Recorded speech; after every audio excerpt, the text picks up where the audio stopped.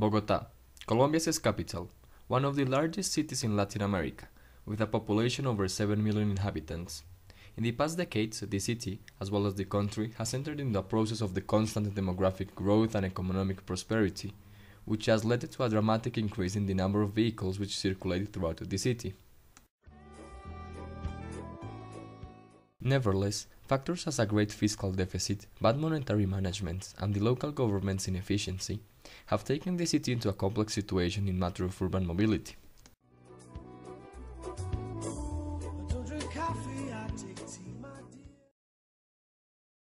In year 2000, Bogotá had around 600,000 private vehicles.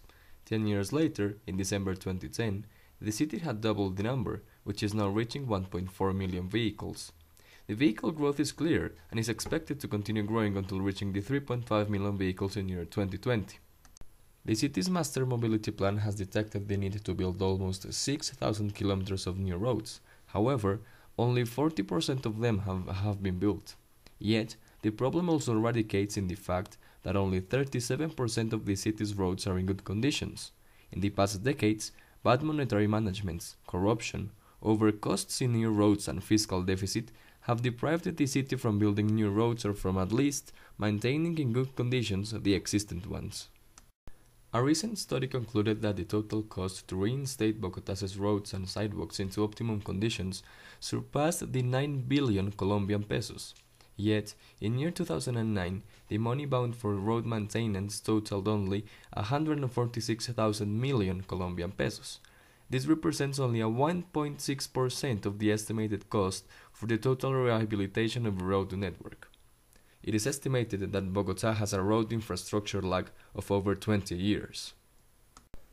In 1998, Mayor Enrique Peñalosa assumed office with the objective of improving and revolutionizing the city's transport system. The long-term goal was to transform the existing car-centered transport into a much more friendly, people-centered one. As a response to this, the Transmilenio was created. This is a bus rapid transit system, or BRT, which currently operates in Bogotá and which was first inaugurated in December 2000, as explained by Elizabeth Rosenthal, New York Times journalist. Sleek red buses glide past bumper-to-bumper traffic. The buses are part of a novel public transportation system called Bus Rapid Transit, or BRT. Over the last decade, developing cities around the world have been adapting bus systems like Bogotá's for 3 reasons. They cut down traffic, they're cheaper than building subways, and they improve the environment. Bogotá's system, called Transmilenio, opened in 2001 and was one of the first in the world. It operates like an above-ground subway, with isolated lanes like tracks and buses like trams. Bogotá's system is now more advanced than many transit systems in more developed countries. Initially, Transmilenio was designed to move around 700,000 passengers per day. Today, it moves around 1.6 million passengers per day. The system moves more than 46,000 passengers per hour per direction, more than the 95% of the world's existing subway systems are capable of moving, and further more than the most congested subway lines in Madrid, Washington, or Delhi. Nevertheless, the most outstanding aspect of the Transmilenio are its incredible low building costs. With a cost of around $5.9 million per kilometer, it is way cheaper than the $215 million per kilometer an underground subway costs. However, in recent years, the system has been the target of numerous critics because of its current overcrowding, insecurity, and failure in the concrete slabs over which the buses run, because of design issues. The city has had to invest 51,000 million Colombian pesos to replace such slabs. This amount of money would be enough to pay for the free education of 30,000 kids in a public school during 1 year time. In 1998, Peñalosa's government also implemented the Pico y Placa, a traffic congestion mitigation policy to help improve the mobility during rush hours by redirecting traffic flow to off-peak hours.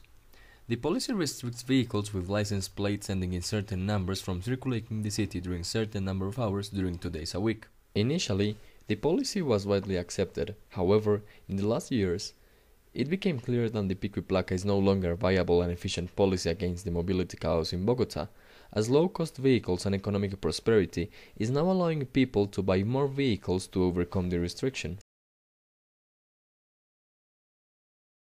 Numerous cities worldwide, from developing and developed countries, are battling to cope with an unrestrained increase in their vehicular congestion, which is rapidly surpassing their road network capacity. A study by IBM on the subject emphasizes in how cities around the world require solutions based on new and more sustainable technologies. Cities as Stockholm, Singapore, and London have already begun the transition. Such cities have adopted a policy known as congestion charge. In this model, cars are charged to drive through specific areas during rush hours. The objective is to redirect the flow of people to off-peak hours, as well as to collect extra funds to invest in the city's road infrastructure. In London, the policy operates Monday to Friday within central London. Drivers are charged £10 each to enter the area. The system uses an automatic number plate recognition system installed on the roads, which can detect and recognize each car. Then, a bill is sent to the car owner. The fare can be paid in public establishments as shops, via text message, through internet, or by phone. In Stockholm, the congestion charge has had incredible successful effects. During the first 6 months of operation, the traffic within the charge zone was down in at 25%, and there was a 6% increase in the use of public transport. Meanwhile, Chinese engineers have begun developing a conceptual project which can be described as a two-deck bus, whose first deck is no more than a hollow tunnel through which cars can easily circulate. This allows the system to exploit the free space above the roads. By using sensors, as well as visual and audio aid, the cars beneath the tunnel bus will be informed when they are driving too close to the bus's structure. The tunnel bus will use elevated stations through which passengers will board and exit the system.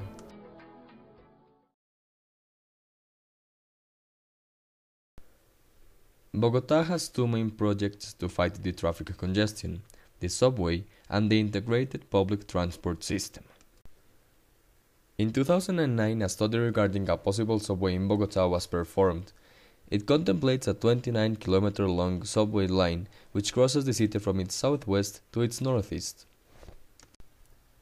However, because of irregularities in the design stage, doubts on the reliability of the study, as well as the fact that the funding of the system is uncertain, the final decision regarding its future is temporarily delayed. However, everything indicates that the subway isn't a necessity, but it is rather an incredibly expensive and low-efficient option for Bogotá's congestion chaos. The subway is estimated to cost around $100 million per kilometer. Future Transmilenio lines are expected to cost $7.7 million per kilometer.